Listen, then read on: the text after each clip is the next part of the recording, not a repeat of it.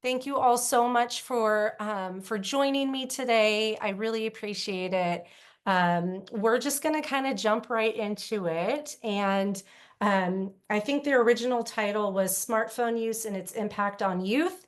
And as I was putting it together, I realized that probably a lot of you that are showing up today are here because you've read something, you've watched something that has already given you probably some really good information about how like untethered use of smartphones and social media really impacts our youth in negative ways.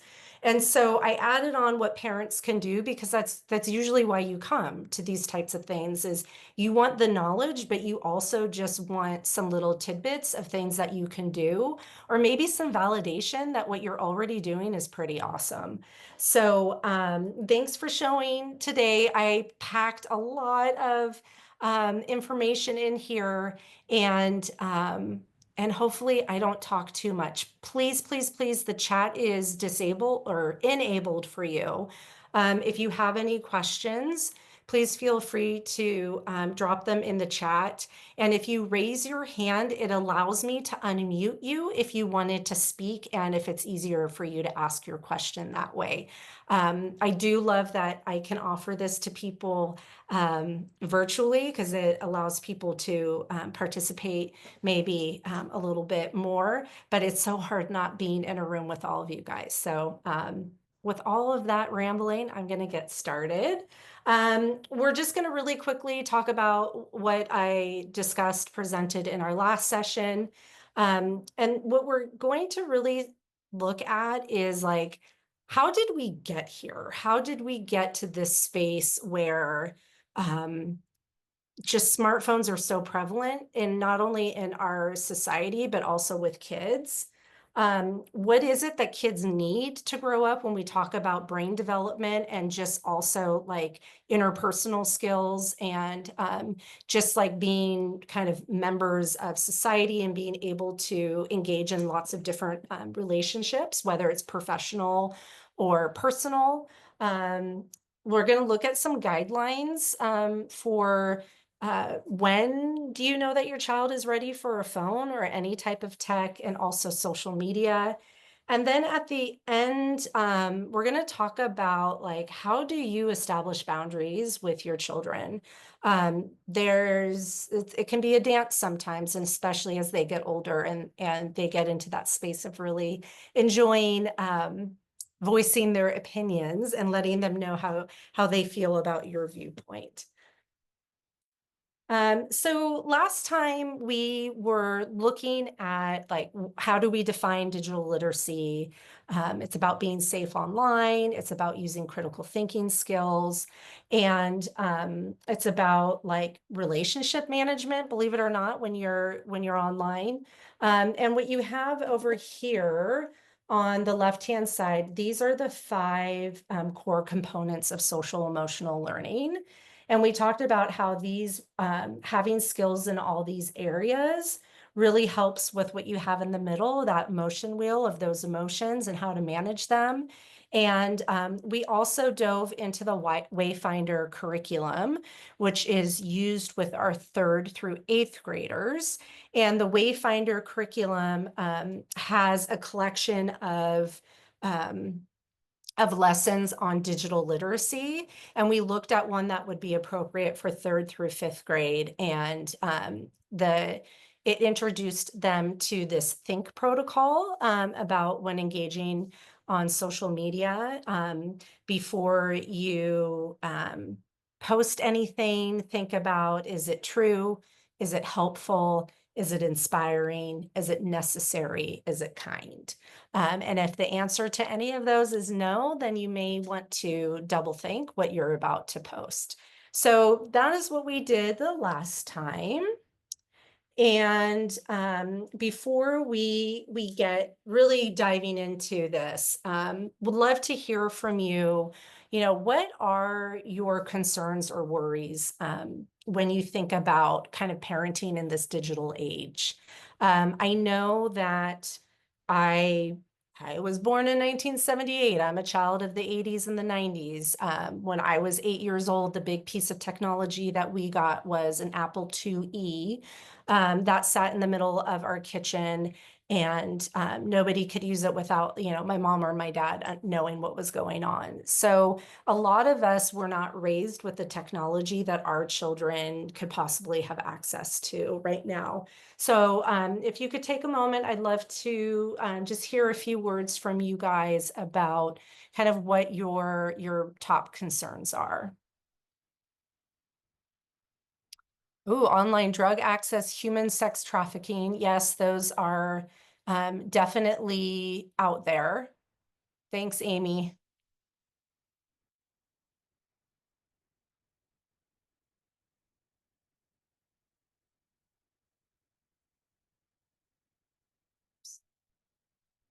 Any other thoughts? And I lost my chat. Don't know where it went. There it is. It feels like there's a lack of regulation for offensive, disturbing content. Absolutely. I remember when I allowed my girls YouTube Kids because I thought, oh, it's YouTube Kids. And my daughter went down a rabbit hole and ended up on videos. She was looking at videos for space, and she ended up on looking at videos from horror movies. It was very eye-opening experience for us. Managing the use of social media. Yes, Shannon, absolutely. So it doesn't seem to limit it at all, but we want kids to be able to learn how to exist in those spaces. I worry about being that parent who restricts technology use and then my kid feels left out, socially isolated, false content, porn, more about how online use becomes addictive and decreases normal social interactions. Thanks, everybody. Yeah, those are very, very real. And they're all things that always come through, right? You make a decision, you put a boundary in place, and you wonder, like, was that the right one? And guess what? Like, we're never gonna know, right? Like, we are doing the best that we can. You're all doing wonderful jobs as parents. The fact that you showed up today shows that you have a vested interest in being the most effective parent that you can be to your children. Hopefully today you'll learn something. Hopefully things that you've already been doing are validating, and hopefully you'll walk away with a tip or two to help you navigate this space a little bit easier. And yes, absolutely balancing letting kids be connected and in the know versus not giving them too much. Awesome. Thanks, everybody. I appreciate that. Um, so I did not want to spend all my time kind of regurgitating, but I'm sure you've all heard of this book, The Anxious Generation. And the beginning of the book does a great job of kind of setting the stage of how we got into this space where they call it the phone-based childhood. A lot of us grew up in a play-based childhood, and we've now are coming to this area where it seems phone-based. I think all of us have come upon a group of teenagers. Maybe there's three, four, five of them. They're all together. They're outside, or maybe they're just, in somebody's home, and you look at them and they're all down on their phones, right? It's really become almost like a third hand for some kids. And I don't think we want our kids to go down that path, but it really helps to understand the context in which these things happened. Um, what we know is that the play-based childhood is the best way for children to acquire social learning skills. It is the place where they can learn how to take risks and boundaries in developmentally appropriate ways. I know we always hear the term like a play-based preschool, and that need for play doesn't just end once kids enter school. There is more need than ever as they continue to develop. The human brain is amazing. And the fact that by age 5, the human brain has reached 90% of its size, yet there's still so much development that needs to take place in between 5 years old and adulthood. And one of the things why play-based childhood is so important is all of those social interactions that they have with children their age, children older, children younger, adults, is it's allowing them to develop their skills, but it's also teaching them about something called attunement and synchrony. Now, we hear these terms a lot when we're talking about something called attachment theory. And if you're not familiar with attachment theory, in very simple terms, it is all about a child having a secure attachment with a caregiver, with an adult. And so I liken that to that feeling of unconditional love. So as babies and their main caregivers, they learn attunement and synchrony within that relationship. So attunement is the process of being responsible to another person's needs and feelings. So that's a lot of what we do. And the synchrony is the coordination of those feelings and the needs between the two people. So that happens a lot within the parent or the caregiver and child role. But when kids engage in a play-based childhood, is they're learning all about attunement and synchrony in those social interactions with kids, with peers their age.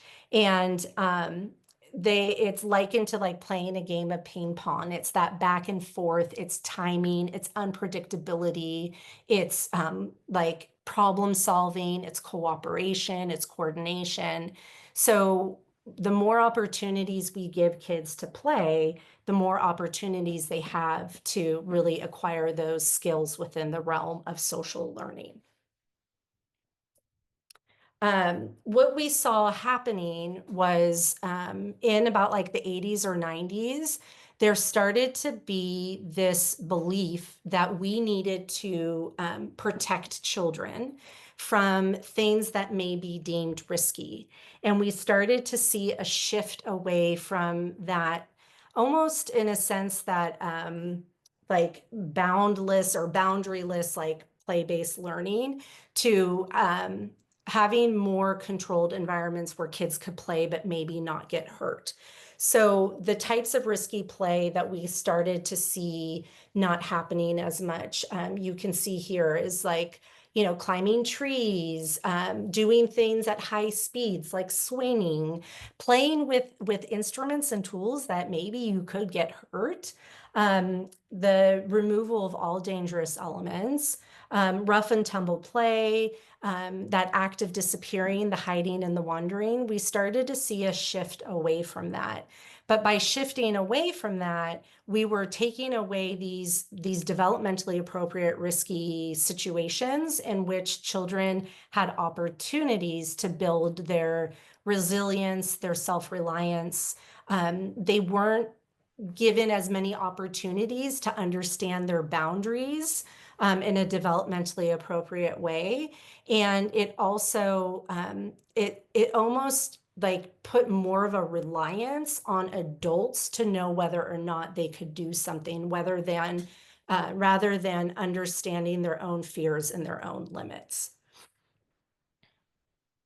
And within the anxious generation, the author, he talks about like the birth of safetyism. And so this here, the metal like round playground equipment, to me is just like the symbol of that removal of risk from the outside world. I remember trying to pile on as many kids as we could onto that, another 3 or 4 kids on the outside trying to run as fast as they could to spin to see if they could throw kids off, to see who would get dizzy and throw up, all of those things that we were looking at in the previous slide about like that attunement, that synchrony.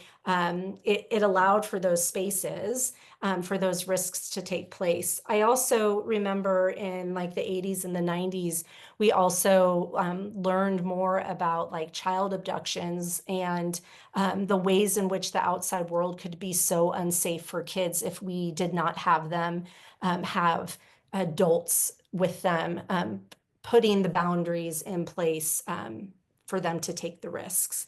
And we also saw the birth of the helicopter parents, the parents who really wanted to make sure they were always really close to their kids to ensure that nothing bad ever happened to them. So as we were, excuse me, as we were moving into that space, we were taking away those opportunities for the social learning. Now, should kids have, you know, access to knives and firearms? No, absolutely not. But we were making play, we were shifting what was considered safe play. And so what was happening in towards the end of the 90s, the beginning of the 2000s, is we had technological advances like gaming systems, and we were starting to get the smartphones and the tablets and things like that, that parents were feeling better about giving their children these tools to play with, but they were at home where they could be monitored, and there was a sense of safety in that. But as we were moving towards allowing children to have this access, there was also lots of development within technology that someone mentioned earlier, like technology in a sense is unregulated, and it was very, very unregulated and at the turn of the 2000s. And what we started to see around 2010, 2015 is that kids who were adolescents at that time were starting to see an impact in their mental health in a negative way as the development of these tools came around. And so what you can see here is around 2010, we get like the development of these apps, right? So I believe it was 2004-ish, somewhere around then is when the iPhone, the camera had the added function of being able to turn. So we had the birth of the selfie. Around that time, we also have apps like Instagram showing up in our app store. And if you remember, when Instagram was first introduced, you could only access it on your phone as an app.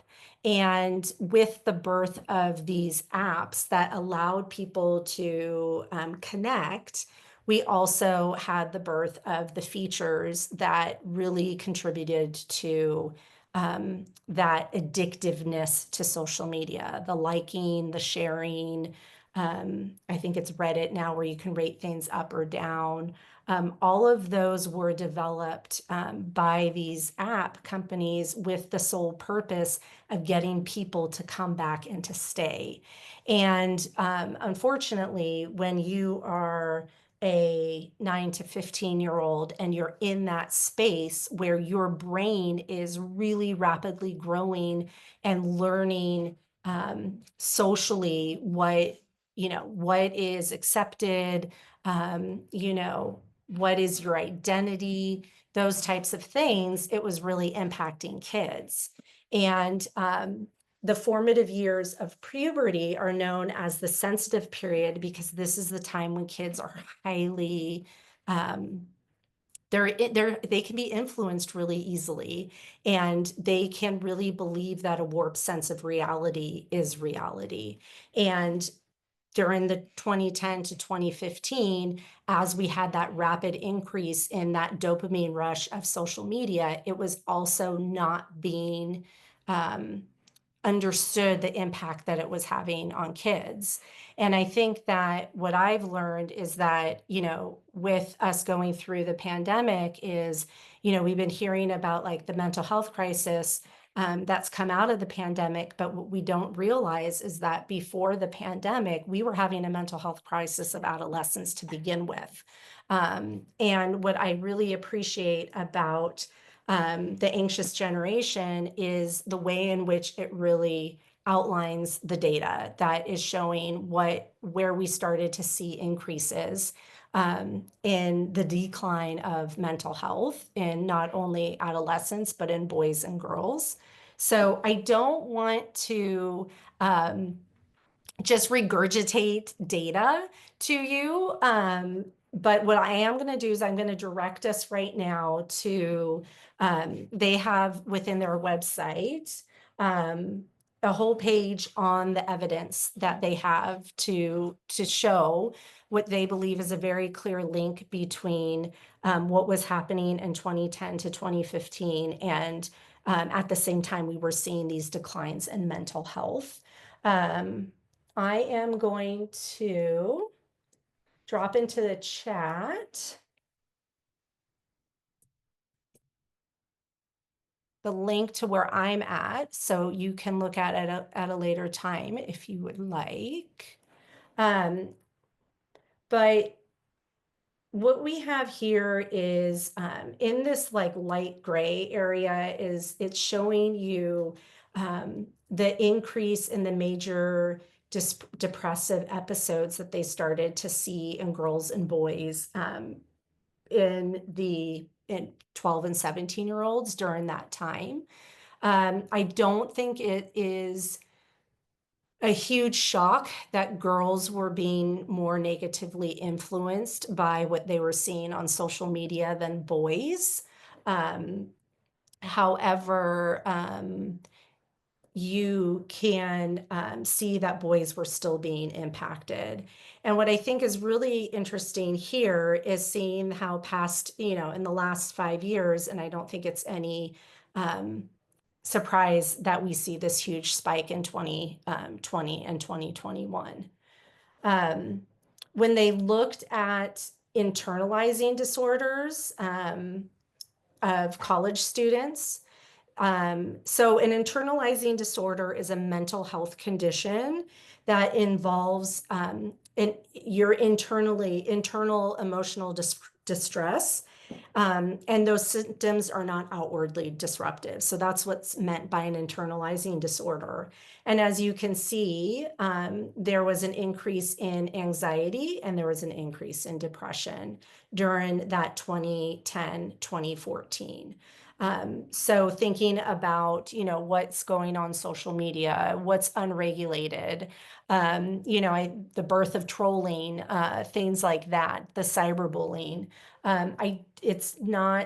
The book makes a very clear correlation between the advances of these platforms and what was happening with kids. Um, and then also looking at the fact that our Gen Zs, so these were the kids who were adolescents between 2010 and 2015, how they were more impacted during this time than people who were older. And that makes sense because your brain is fully developed by the time you're 25. So if you were in that 50 plus range between 2010 and 2015, what you're exposed to on social media is not going to have as much of an impact because of your brain's done developing. It's not like the adolescent brain.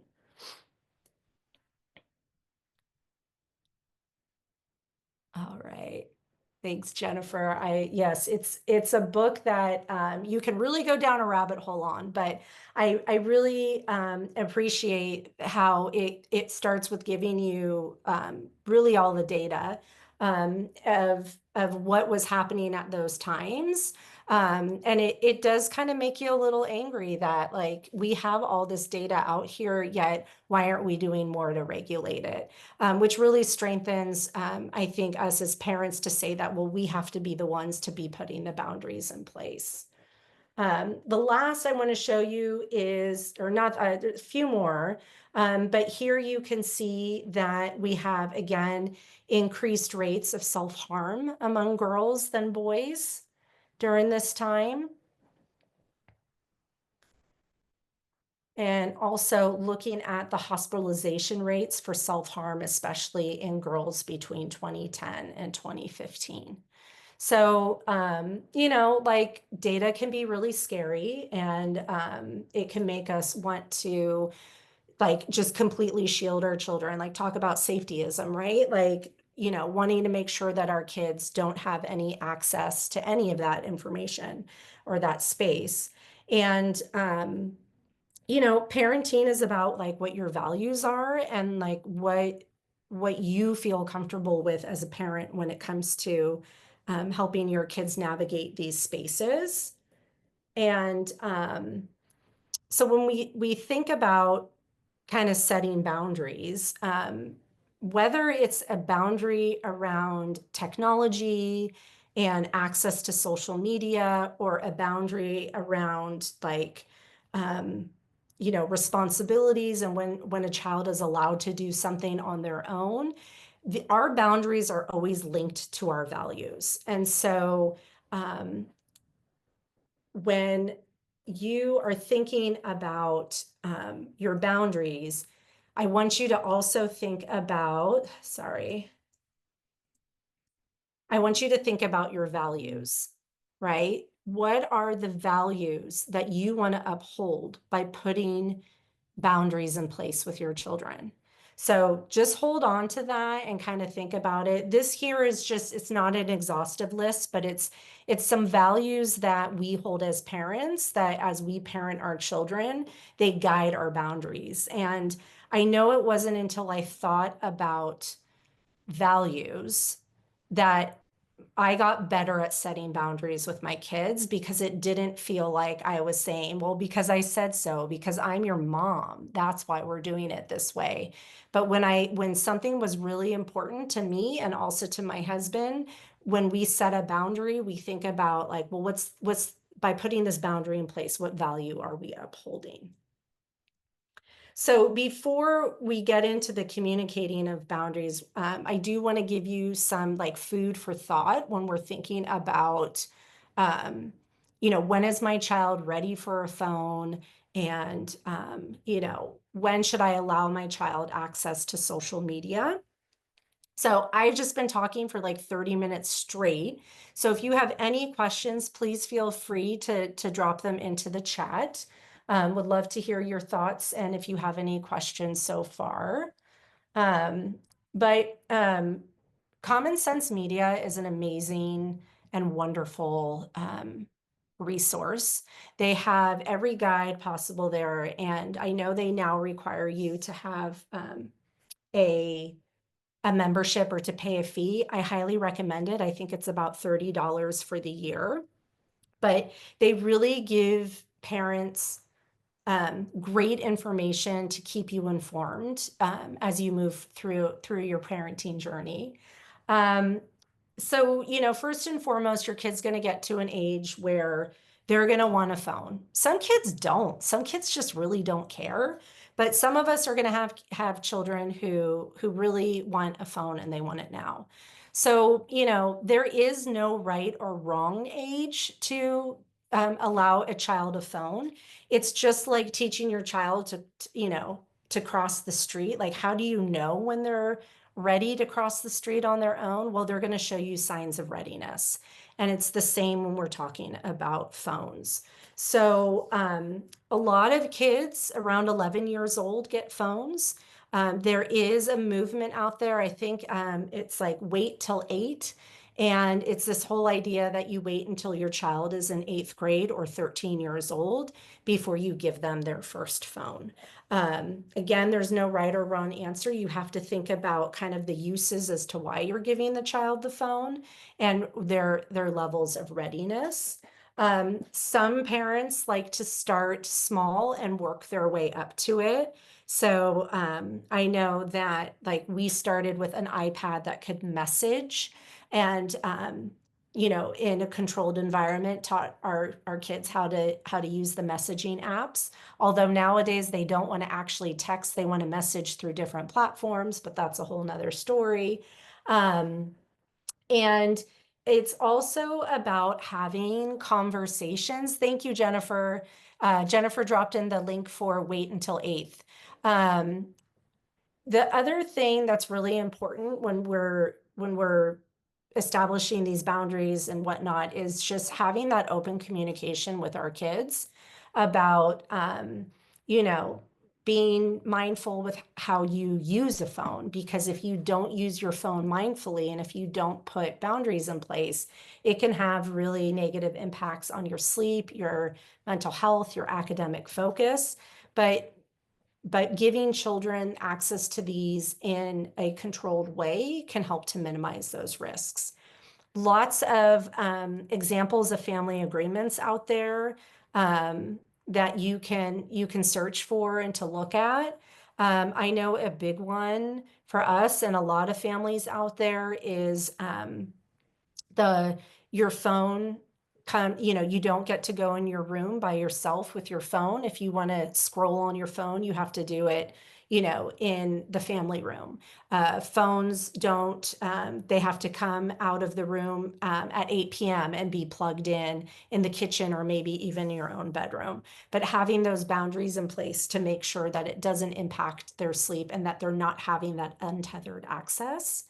Um, and really thinking about like what's the first step that you are most comfortable with. You and your partner, like, what do you guys feel is the first step that you're most comfortable with based on the signs of readiness that your child is showing? So, signs of readiness are really similar to other spaces in which we give our kids more freedom, right? Like we look for their level of responsibility. Are they able to manage their emotions in a developmentally appropriate way? Are they good about following your directions and following through with requests that you give them? Are they taking care of their belongings? Are they showing like developmentally appropriate signs of being proactive? Do they make good decisions? Do they know that, in our family, we make sure our homework is done before we turn on the TV or we play a video game? How are they within that space? Those are really great ways for you to think about, is my child ready? I don't know about you guys, but we got rid of our landline a long time ago, and my girls showed signs of readiness to stay home alone for an hour or two before we were ready to give them a phone. And I remember how excited my husband and I were that we were at this point in parenting where like we could go run out and have lunch together, or what we call it our Costco date too. We go to Costco, on a Saturday without the kids. But we realized, oh my God, we don't have a phone at home.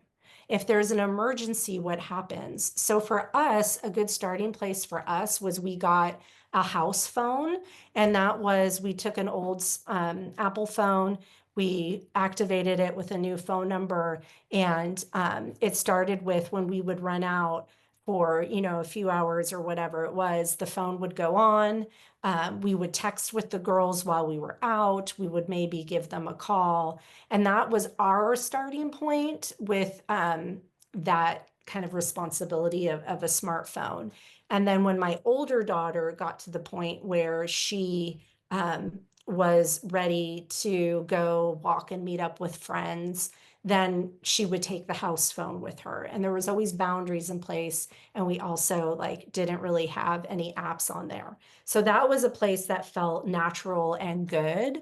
Um, um, felt natural and good. And Shannon, I agree with you 100%, is that sometimes it's really frustrating when you're the parent who's doing all of the like the boundary setting, and um, that like other parents have different viewpoints. I know one frustration was like we're really like when your friends come over, especially when they were little, like your friends aren't coming over for you to be on a screen. Like your friends are coming over, you can play in the backyard, you can get out the arts and crafts, you can walk to the park, things like that. That like play dates were for like face-to-face interaction. And it's frustrating when we drop our children off at at another person's home for a play date and you pick your child up and you find that they were in front of a screen the whole time. That's a really hard waters to navigate. I know that there was for a while there, I remember in preschool, you would drop, I would drop my child off at a friend's house to play, and the question was, do you have any guns in the home? Right. And now it's almost like when you drop your kid off, the question is, what are your boundaries around technology use during play dates? And that can be an uncomfortable conversation to have, but it could also be helpful in navigating those waters of what's acceptable and unacceptable in those situations. Um, when, you know, it doesn't just start with a phone, right? Or it doesn't end with the phone. The next step is also the social media aspect, right? Um, I love how like apps and whatnot like to tell you all about their parental controls. Well, what I've learned about parental controls is that children are a lot savvier around working around the parental controls than the adults are. And that just because there's a parental control there, it can be a false sense of security for the adults. I know one that comes up a lot is on our Apple iPhones. We can set limits for how long your child can access an app. Well, did you know that when the time limit comes up, there's a little button that says ignore time limit? And the kid can press that and continue playing, which seems completely counterintuitive. And so that's why, like, really having a lot of those conversations and being on top of it with your kids and really checking what's going on, it takes a lot of work. But my suggestion to a lot of parents is do not rely on parental controls because the kids learn how to work around them very quickly. There's a Facebook group called Parenting in a Tech World. And it's a lot, but I learned a lot about what was happening amongst kids who have access to technology through a lot of the threads there. Let's see, Kate, you have your hand raised.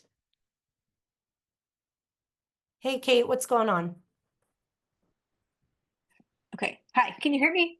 Yeah, I sure can. Okay, great. Yeah, so it's kind of a comment question, but like we try, so I have a 5-year-old daughter and we pretty much keep her screen free in the house because I've noticed that when she gets access to the iPad, she just becomes like insanely addicted to it. And then when we try and take it away, it's she just becomes a terror.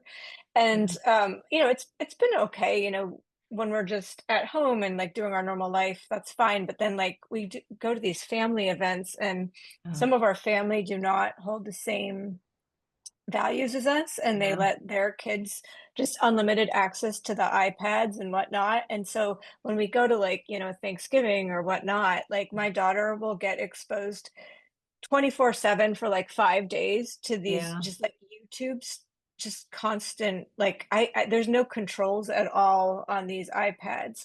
They take them to bed, and it's just like if I put my foot down, like I Mhm. was trying to be nice and be like, okay, I'll just let it go for a couple days. But then I just saw what was happening. It was like she wasn't sleeping, like they were watching movies Yeah. all night, not sleeping. And so finally, after like 2 days of unlimited, I put my foot down. I was like, no, just go out and play. Like it's a beautiful Yeah. day. Let's go and play. And of course, like total rebellion, like in front of the entire family, like from my daughter, you're the worst parent ever. I hate you. Like, why are you doing this? And it's just like, how do you navigate those Ah, situations? Because I it's know so it's tough. hard, right? I mean, I think again, you have to think about the developmental readiness of having like some of these conversations at 5, which can, Mhm, like to them, it's a little bit of an abstract thought, right? mhm, Um, I always find front loading is helpful, especially if you know that what you're going to encounter in these situations. But just front loading your daughter with, hey, you're going to get a little bit more screen time than usual, but when mhm. but I'm going to ask you to step away and, your cousins may still get access, but, we're going to step away from it. However, the best wording. Front loading can help with kids, um, Mhm. especially as they get older. I'm sure I don't know. I mean, family dynamics that could be like a whole nother series, right? But Yeah. it's also talking with the family also. I know I've had some friends where they know the family won't listen. And so I had one friend who, when she would go visit family, she would like figure out, she would come up with games that Mhm. they would all play, like those minute to win it type games. And she would Mm. kind of curate the time of no screens without like Right. really announcing it. And I know that's a lot more work, but Mhm, mhm. sometimes it's, especially when you're traveling to somewhere else and you're surrounded by, all these other people and you can't control that environment so much. It really comes down to what you can control. So you can Mm. control front loading your daughter and talking to her Mhm. about expectations and that she's not going to have the same access. You can front load her that's going to make some big feelings, right? Like we may Mhm. feel upset, we may feel, unfair, um, Yeah. and validating that she's going to have those feelings. And you can also control curating those times where, like, let's have fun without the screens, like let's have game time or whatever it is. And I know that sometimes you can have success with that. But again, it comes Mhm. down to family dynamics too. Yeah, Yeah. yeah. I talked to my daughter afterwards a lot about because I read the Anxious Generation, and I was just learning basically, how it's kind of inhibiting for brain development. And obviously Yeah. she's 5, so she doesn't really understand scientifically what's going on, but she is actually really interested in like the human body, and maybe, Yeah. she's going to go into medicine or something. So we've got like a body book about the brain. And so I was telling her in very simple terms that like, too much time on the iPad is not good for your brain. And like I dumbed Yeah. it down. And so she Yeah. was interested in that too, but Yeah. it's always tough when it actually Yeah. comes to the situation, and then the cousins and everyone else is getting the screen time, and then she's not. But Yeah. yeah, it's tough. It's so tough. It's tough. Yeah. Thanks, Kate. All right, Yeah. Shannon. Oh, this is fun. I feel like I'm a radio talk show host now. Hey, Shannon. Hey, thanks for taking my question. I kind of wanted to piggyback a little bit because I feel like I might be skewing a little older to some of the audience. But my kids are teenagers, and they know that it's addictive, but like they discount that. They don't under, and so I'm wondering, like, do you have suggestions for resources that teenagers would actually read and take seriously? Because Yeah. it is very difficult Yeah. to put some of these apps in the hands of my kid. Yeah. I know how addictive they are. I know about the algorithms. They know about the algorithms. But it feels like a rock and a hard place because um, most of my oldest, especially in high school, pretty much all of her friend group has Snapchat. That's how they communicate. Yeah. They really won't communicate on text. It boggles my mind. I know. Um, and other parents just are like, well, it's no problem, no big deal. Like, and when you tell them like, well, the whole point is so that things can disappear, they're like, what? They can do video calls? What? Like, people just don't Yeah. really know. And so I'm stuck like trying to allow some access to have that social connection Yeah. and yet limit it because like 24/7 access, you'll just do that all day long. Yeah. Um, like how are there resources that specifically geared to teenagers? Because everything I've tried to share with my 15-year-old, she just was like, whatever, mom, I've got this. Yeah. But I've done It's A/B not going to tests on happen her. to I'm like, me. if I give you 4 hours of Snapchat time, you will snap for 4 hours. If I give you one, you'll snap for one. It Right. doesn't really matter. And yeah, the parent control things. I'm glad you said that. We have 3 different parental control approaches because they are always finding fun ways to beat it. That's how addictive this stuff is. Yeah. I know, like, I didn't, I'm not good about like, I know people who like just like you can turn off the routers to different, or I don't even know if I'm using the right terminology, but you can turn off the access to Wi-Fi for certain devices. And I remember my friend telling me, like, well, that was great until they realized that all they had to do was go back to their texts. And if their friend had sent them a video through a text, they could still access the video. Like, I mean, it's stuff that Right. you don't even think of. Yeah. And like, And I, that doesn't, if it's on a cell phone, that doesn't even matter because they'll just yeah, use the cell connection. yeah. And it's hard. Like, I don't know of any specific. I do, if you don't already have a membership to Common Sense Media, I do I do. recommend. Yeah. And what I will do when I send out the recording of this, I will also, include the links here, the guidelines for accessing social media and the guidelines for like phone readiness comes from Common Sense Media. And what I did, don't tell anyone, even though we're recording this, I basically cut and paste it and I put it into a Google Doc that people can access because it's very lengthy. And it could have some good information for you in there. But I Okay. think that, like, I wish I had answers for how you can help them to understand. And it's hard. The thing that I think about is like, I tell my kids, like, the first thing to go when you are not meeting the expectations that your father and I put in place for behavior and for academics, the first thing to go is the phone and everything associated Yeah. with the phone. And my girls Yep. also know, my 15-year-old, when she was 13, she downloaded TikTok without me noting or uploaded whatever it is, made an account. Of course, her little sister ratted her out and was not happy about that. But up to them getting more access, there was a lot of conversations about like, you know, uh, how you behave on these platforms, what can happen. And so when I Right. saw her account, she hadn't posted anything. Like she had made good decisions. And although she got in trouble for doing that without asking, it was to me a sign of readiness. And we made agreements that every account, like since then, she's created like three more. I follow all of her accounts. I can look at her phone at any time, like all of those. It's not a foolproof way, but it is helpful. What was my seventh grader last year, fifth, sixth grade wanted TikTok. All my friends have TikTok. I'm like, that's great. Um, and she, wanted it. And I said, okay, I want you to Google for me TikTok. And I forget something along the lines of like, and the kid brain or whatever.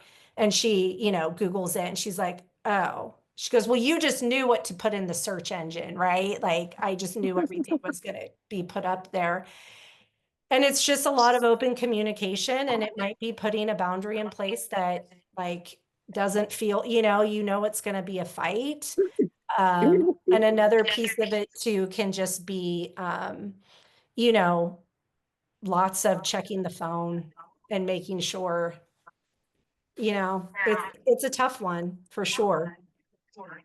Yeah, it feels very isolating because we are among the more thoughtful sounds so judgy, but Yeah, we are very, very purposeful about our yeah, decisions around technology, and yeah. it just, gosh, it's very Yeah. isolating and And hard. don't stop it because in about 5 years, when she gets older and she's able to reflect back, she's going to be like, you know what, Mom?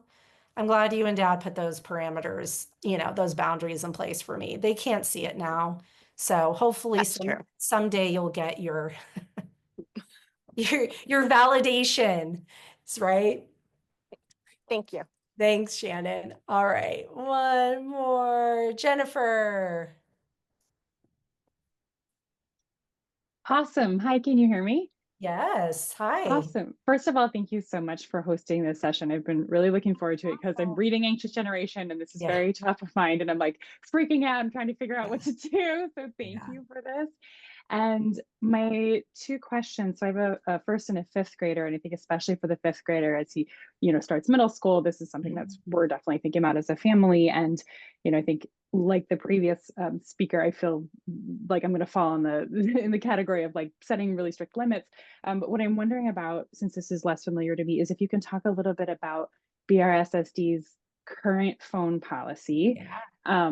And then I know that the state has the like phone free schools thing that's coming down the pike. So I'm wondering what's the current policy and Yeah. what changes or responses to all this research is the district considering, or can you tell us a little bit more about that? Yeah, so back in September, Governor Newsom signed, I believe it's like AB 4216. I forget what the numbers are, but that is what kind of sparked this whole series because by January 2026, every school district needs to have a policy in place limiting the use of phones on campuses. And currently, when you look at all of the 7 schools have their own policy, but each policy is the same. So all of our 7 schools have in, some form or the other that we don't use phones during the school day, especially at the elementary sites. There's no need for it. And I think the great thing about teachers is that there's a whole lot of PTSD out there if they were teaching in 2020 to like 2022. They do not want to be really giving kids untethered access to their phones. So that's where we are currently. The next session in March is going to be one input session. I know Superintendent DeGuara is working on creating multiple opportunities to get inputs from parents. We're also going to solicit input from students on their thoughts before the policy is drafted and put into effect. But I think the fact that we already have at all of our sites this policy that like cell phones are often in your backpack. Like, I understand kids have cell phones and they have smartwatches and things like that, but unless you have a medical reason why you need to have that phone, and really it needs to be put away. And I'm going to, like, my magic ball, I'm pretty sure that whatever policy we come up with will be very similar to what's already in place. Do we have technology that's part of our curriculum? Yes, we do. However, we do not rely on that technology to be the teaching for our kids. We still, in the younger grades, want our students to be learning through different modalities, and to like be learning collaboratively with their classmates, to be learning from their teachers. But really that handing of technology to kids at school, it's not really kind of who we are. And I don't really foresee it being the norm, if that answers your question. It does. Thank you. Okay. And is there a sense of the timeline in which like the board is making a decision on policies? Like the It'll rest be of the it has to be by done by January. July 2026. July. Okay, got it. Yeah, so I know that, like, you have a 5th grader right now. Next year, they're going to be at middle school. I know all of our middle schools have the policy that the phone is away. Wonderful. Okay, Yeah. thank you so much. I appreciate it. No problem. No problem. Thank you so much. I really love being able to talk to you guys, because sometimes I feel like it's me. Let's see. Oh, the name of the Facebook group is, and I'm gonna I'll put it in the chat. It is called Parenting in a Tech World. Just a disclaimer, you can go down a rabbit hole. But that is where I learned a lot about how the parenting controls are kind of a false sense of security. So there's a lot of good learning there, like any other, Facebook group, use your critical thinking skills, but there's a lot of good really good stuff there. Angela, I'm not sure what the policy is at Carlmont High School. I'm sure if you go to their website, you'll be able to find it, because most schools do publicize that. There's a question about ADHD and how screen time can impact ADHD. And I do know that if you go back to this website, that there is some information here about, let's see, ADHD. But I do know I've read information about how it does impact. I don't think we can say that it creates ADHD, but I think that it does rewire the brain for that like instant gratification, for sure. Let's see. Go back to the chat. See anything?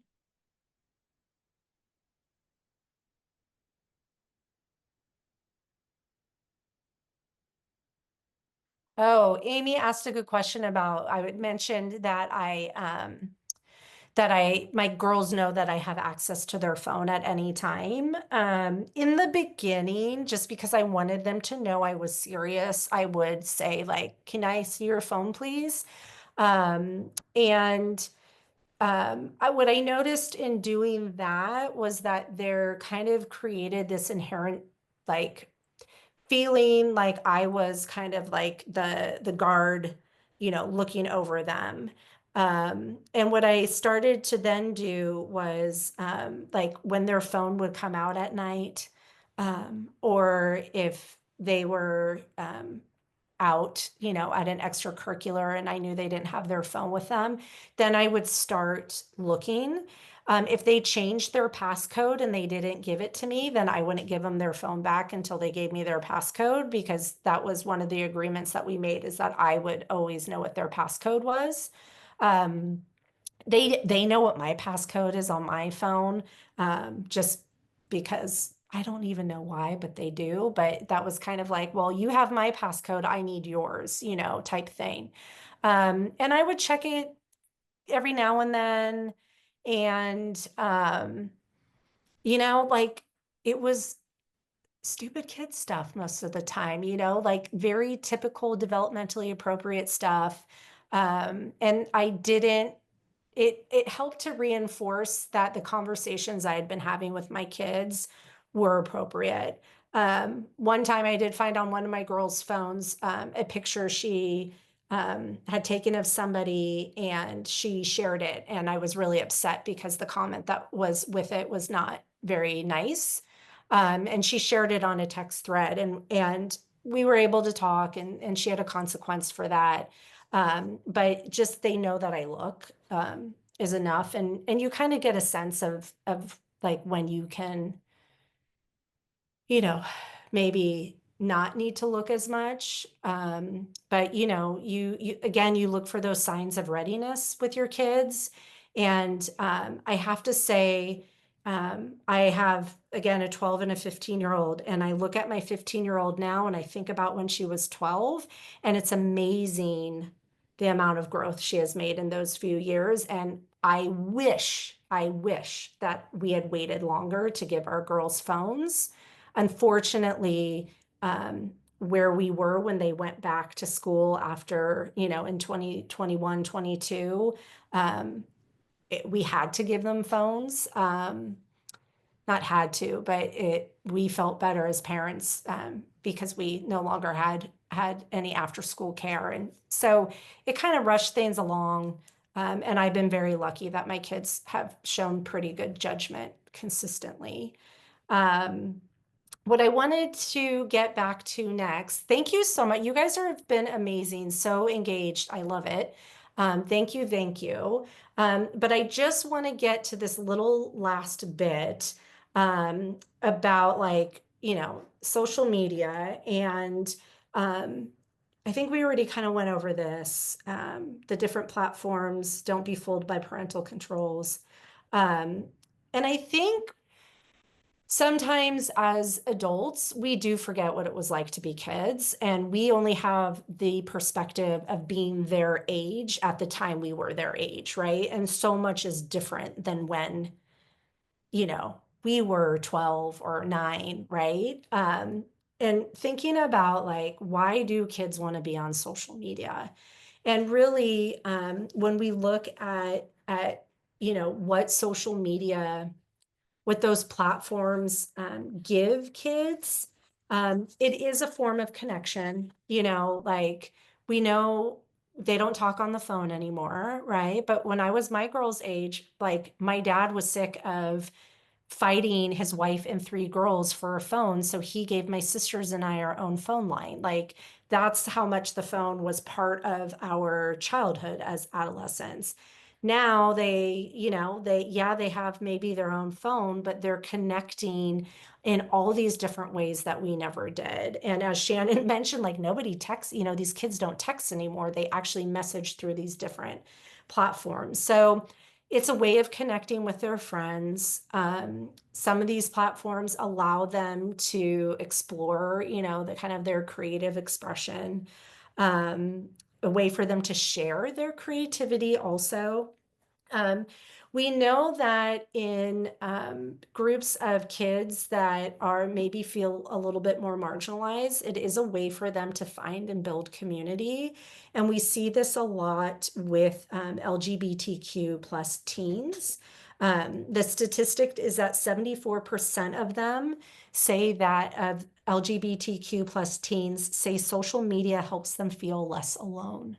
Right. So, it's not all bad, but it's like that untethered access is when we get into that really risky space.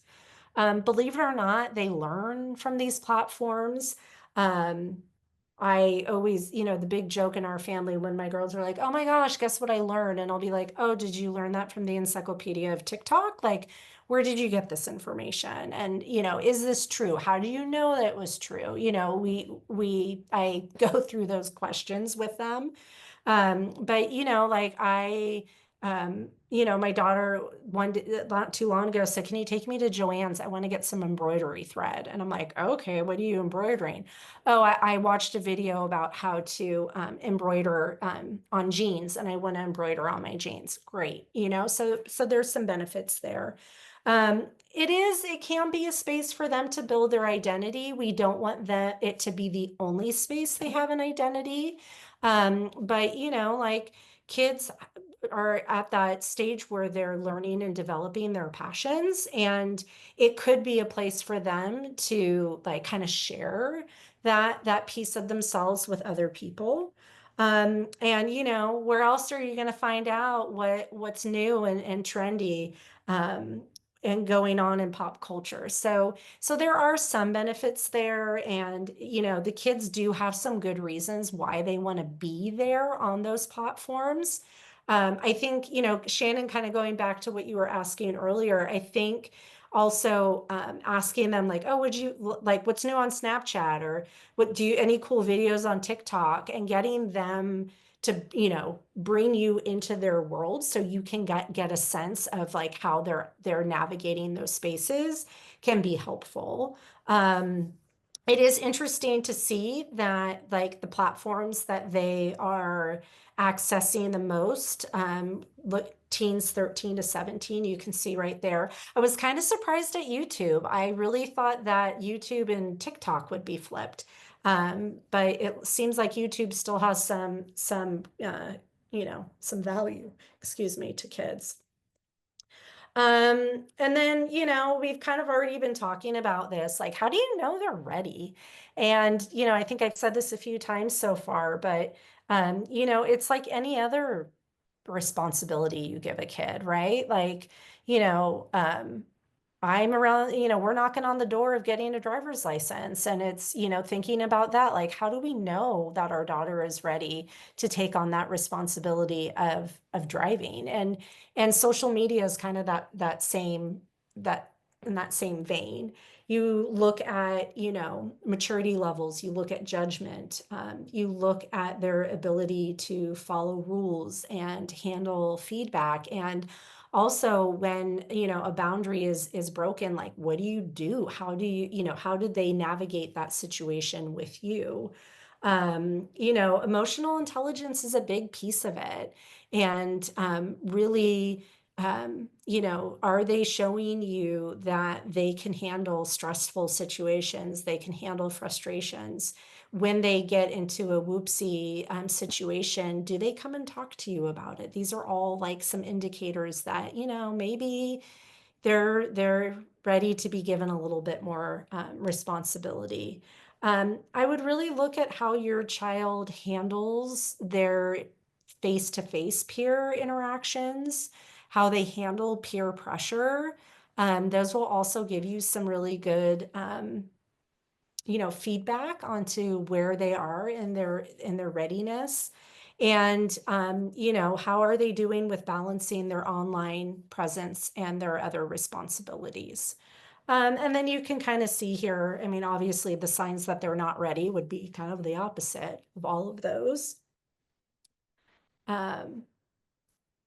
And then the last piece is communicating boundaries. And I think earlier we looked at this list of values, and like always remembering that boundaries are linked to your values, right? And I think a lot of the time we put boundaries in place, but we don't make that connection because it's just so it's such an internal process. But when you're parenting, you want your kids to know you're in charge, but you don't want to feel like the prison guard to them, right? Like you want that attachment to develop and grow as they grow older. And open communication is a surefire way to keep that open. And, as you navigate these tricky areas with them with technology and cell phones and social media, it's really easy to be the brick, right? And to tell them how it's going to be and them tell you how they don't like it. And you tell them, well, that's the way it's going to be. It's really easy to be in that space. And things can devolve, right? It can get sticky and crunchy. But when you're the sponge and you're absorbing and you're listening to what they're telling you and you're validating what you're hearing, it can help the conversation move along rather than stall. And what I always tell people, because I think sometimes when we validate other people and we tell them, I hear what you're saying, it can sometimes feel like we're agreeing with them. And when you validate somebody's feelings, all you're saying is, I hear your perspective. You're not saying, oh my God, your perspective is correct. And so that is why when we engage in difficult conversations, which boundary setting conversations with your kids can be a difficult situation, it's really important that you're the sponge who's listening to understand how they may be feeling by this conversation and the boundary that you're setting, and validating that. So it's not always easy, but it can definitely help navigate that a little bit more. Yes, I will be sending out, there's a question in the chat about a recording of this. Yes, I will send it out as soon as I get it from tech. So it will be going out there. So when we have these boundary setting conversations, the way in which we start them can really help set the tone for how the conversation is going to be. It's not a surefire win, but what it's doing is you're kind of setting the best conditions as possible to have the conversation. So what I have up here is connect, consent, intention, affirmation, concern. So the first part, of connect just means that you're picking the right time where you are feeling connected to your child. Maybe you and your partner are having this conversation with your child, but make sure that, like, your kid didn't just come home from school and they're upset, about something that happened at school, but making sure that you've had time to connect with them on a fun, kind of lighthearted level before you start to have a little bit more serious conversation. The consent piece to it is just what it says. It's consent. Hey, I'd really like to have a conversation with you about your social media use. Is now a good time? Are you in the mood for that? And guess what? If they say no, then you can follow up with, okay, can we try again later? Do you want me to try tomorrow? So at least they know it's coming and they don't feel like they're being blindsided. The intention, affirmation, and concern is, I'm going to show you some examples on the next page, but the intention part is just that. Like, I really would love to have that conversation with you because I want to make sure we're on the same page. Or, I've really thought about your request. Your dad and I have talked about it, and we just wanted to share our thoughts with you. The affirmation piece is making sure that you're taking the time to make them know that you see the good things that they're doing in relation to whatever the topic is. And then the concern is just that, stating your concern. Does this mean you're not going to have high-pitched squealing and, door slamming at some point? No, it doesn't, but it might help just ease yourself into that conversation. So I have the example here. Let's say you have a 9-10-year-old who's asking for a phone, right? You've already connected. So here we have the consent and the intention, right? You shared with me that you feel ready for a smartphone and gave me some reasons why you feel you need one. I've had some time to think about your request and would like to share my thoughts with you. Are you in the mood to talk right now? Right? And then of course the kid's like, okay, sure, why not? And then the next piece to it is that affirmation, right? Like, hey, I recognize that you've been making a mindful effort to be responsible. You are great about getting your homework done. You need very little reminders to complete your chores. And you've even been helping out around the house without having to be asked first.